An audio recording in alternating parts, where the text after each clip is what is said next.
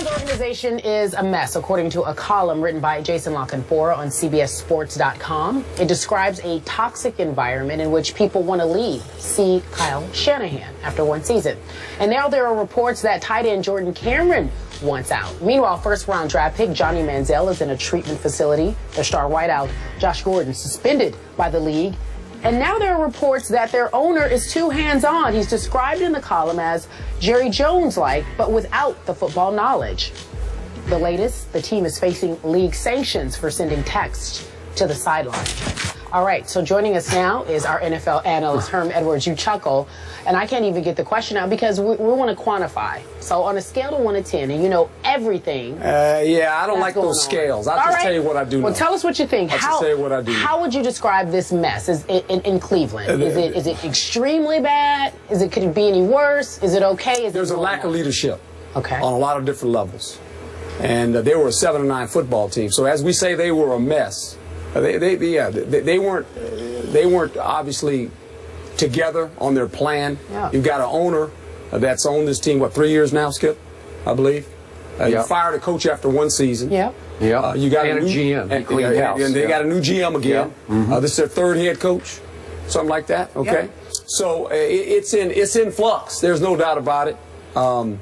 And you hate to see this because last year we all sat here, not all of us, but we all sat here and said, hey, Cleveland's doing some good things in the draft. Sure. Obviously, Johnny Football, they got Josh Gordon. It can be a really good receiver. They draft Gilbert, corner that with a lot of potential, and all that has gone by the wayside right now. They got a tight end who's a Pro Bowl player that wants to leave. You have a coach, as you mentioned earlier, Kyle Shanahan. He did a great job, I thought, with this offense. He opted to get out. So they're not connected. They let him out of his deal. I think it was unprecedented. Yeah. They just said, okay, we'll let you go. So, yeah, there's a lack of leadership. There's no doubt about it. Now, how you want to put the scale, you want to say it's a 5, you want to say it's a 10. It's off season, I know that. That helps them.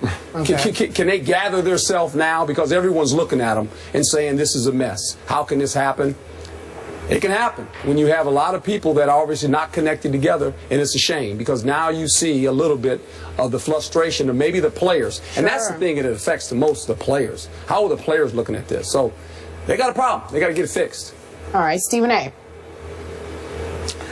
I don't need a scale. It's disastrous. It may be the worst situation in football as we speak because everything doesn't get measured by your record. It gets, when you take into account some of the things that you're hearing, this is far worse than a 4-12 season or a 3-13 season. I thought the Oakland Raiders were dysfunctional. I thought they were a football atrocity. But when you listen to what's going on in Cleveland, I got to give Mike Pettin props. It's amazing he won the 7 games that he won. Let's count the ways, guys. We have an owner who doesn't know how to stay out of the way. We have a president who basically serves as a spy in the umbilical cord to the owner that in conjunction with the business department really wants to run football operations.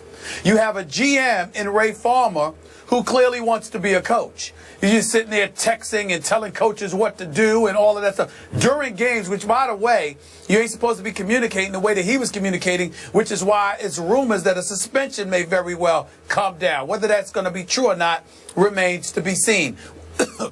Excuse me, we'll find out in the days to come. And on top of that, you got an offensive coordinator who said, get me the hell out of here. I want out. I want no parts of you guys. And he ends up leaving, getting let out of his contract, which was unprecedented, and he ends up landing in Atlanta, okay?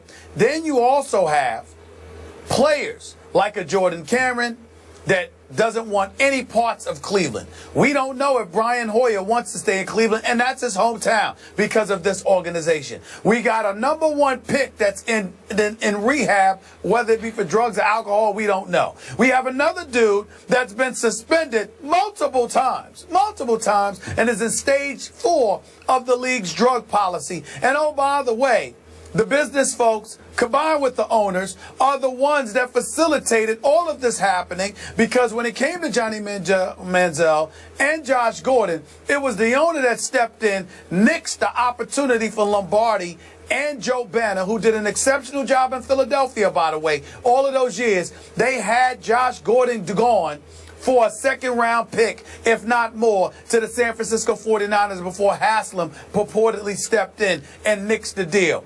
It is nothing but dysfunctionality reaping through the Cleveland Browns organization. We all know it. It appears to be even more clear and conspicuous than we even imagined. So the scales don't matter.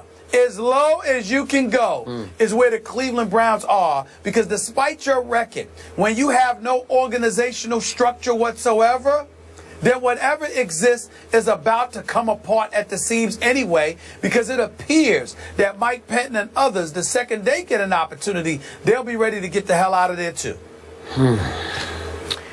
It's not very good. Okay, it's not very good. So I'm going to do the scale, and I'm going to go all the way up on the bad scale to a 10.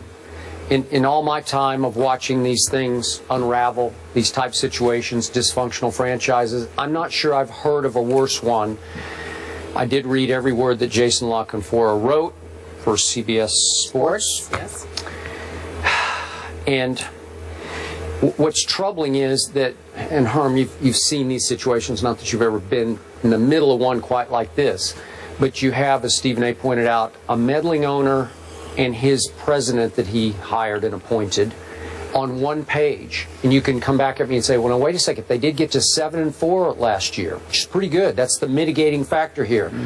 La Canfora reports that in that locker room in Atlanta, after that amazing comeback win to get them their 7th win, that the meddling owner and the president stood off to the side from the celebrating team, stewing over the fact they're going to have to wait another week to get Johnny Football in the lineup, because Brian Hoyer had magically pulled one off after throwing a couple of bad interceptions. He had pulled out the victory. So you have those two guys on one page. You have Ray Farmer on a whole nother page, even from the coaching staff, who's on a whole nother page. And that page got so bad that the coordinator, who probably did the best job of anybody last year, except for maybe Brian Hoyer through the first 11 games, that Kyle Shanahan said, I got to get out of here. I can't take another day. You have to let me out of my contract. And they said, okay, we will do that. And one of his big issues was the texting issue, that he thought that some of his play calling was being questioned from above, from the GM, or maybe even overruled. It seemed like it was going that far. Okay, so he's out, and you go and hire a new coordinator who is coordinator for 1 year in his career at San Jose State, a school you know very well. Yeah. Right? In your neck of the woods. Yes, sir. Okay, that was his only year of coordinating, was 1 year at San Jose State. And they hire a quarterback coach who was beaten out by Brian Hoyer to be Tom Brady's backup in New England. What's it name? Kevin O'Connor. Kevin O'Connor. Yeah. San Diego State. Yeah, San Diego State. And yet he has very little experience. He's just a kid, too. So now you have kids teaching kids. And again, I'm going to say it one more time, I remain a Johnny Manziel fan. He has made a mess of his life off the field, clearly. But what deflates me even more is that he's going to have to return, God bless him, to an organization that is nearly as big a mess as Johnny is off the field. What are his chances of surviving and thriving in this dysfunctional franchise? Which is why I came in here the day after the draft and I said, I don't know about the Cleveland Browns and Johnny Manziel. I'm not sure about this, because it was clear to me the owner in the draft room had overruled everyone because of Johnny's text to then quarterback coach Dal Loggins, I'm going to wreck the league. Let's wreck the league together. So it was the text. The owner said, let's take him, even though on their draft board they had Derek Carr #1 and Teddy Bridgewater #2, according to this report, this column. Yes. Okay? So he completely overruled and said, at what was it, 22 or wherever they were in the first round? Yeah, let's take Johnny Manziel. Well, Derek Carr turned out, I got to say, he was pretty good, right? He could turn out to be the best of this group. And you had him #1 on your board. And you also commissioned a study to be done of the quarterbacks and what would make a quarterback successful. And Bridgewater came out by that study that he had the brightest future. So you opted not to take either one of those because your owner said, nope, we're taking Johnny Football. Okay, I'm good with that, except is he a good fit for you? I'm not so sure about that. So this looks like close to all-time mess to me. Is that fair to say? Well, you guys hit it right. And I started off with leadership. It always starts with leadership. It starts at the top, regardless of what else has happened and transpired through the rank and file of it. How do you fix it?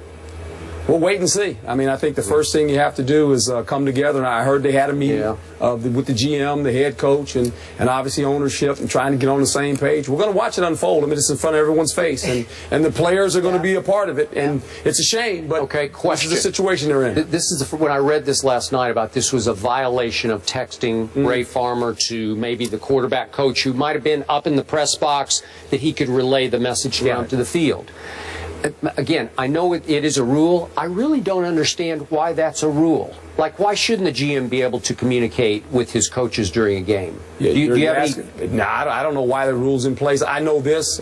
You'll see at halftime sometimes GMs will come down and visit with the coach. Did you ever experience it? Yeah, I mean, you know, conversation, you guys are doing good, whatever, but not into the football part of it, not coaching football. That's kind of where you cross the line. Okay. You know, because, so the conversation is casual. I mean, it's not one of those, why are we running this play, why is not this guy in the game? Yeah. I've never witnessed that. Okay. And when you do that, you're crossing the line. Now, did the head coach approve of this? I don't know.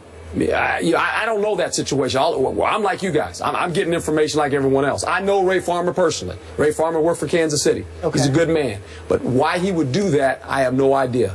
That's out of bounds. Okay, last quick question. Also reported was that on Monday morning after games at 6 a.m., the head coach was required to watch the game tape with the president and the GM. The president and the GM. Okay. Have you ever heard of anything quite like that? No. No. You haven't experienced it yourself? No, I've never experienced that. And I would think, knowing you probably wouldn't have loved that. No, I wouldn't have been there. Thank you. Oh, there you go. That about sums it up. Thank you. I would have left. Yeah. Okay. That's fair. There we go. All right. I've done that before on occasions. You've done what before? Left? I'll just keep it at that. All right. We leave it right there. Good for you. Well said. I like when Herm is boss. I do too. I like when you boss man, Herm. I like it. Everyone has a role in life. I know my job. Let me do my job. Let me do it. I can't do it against somebody else. To do the job. That's all it takes. Not that complicated. Herm Edwards sticking around with the boss hat on. He's going to talk to us about what's been going on during He's the looking offseason. dapper today. He is looking dapper today. Thank you, my I told brother. him that earlier. I like the tie. I like your little I like the tie. pocket thing over there too.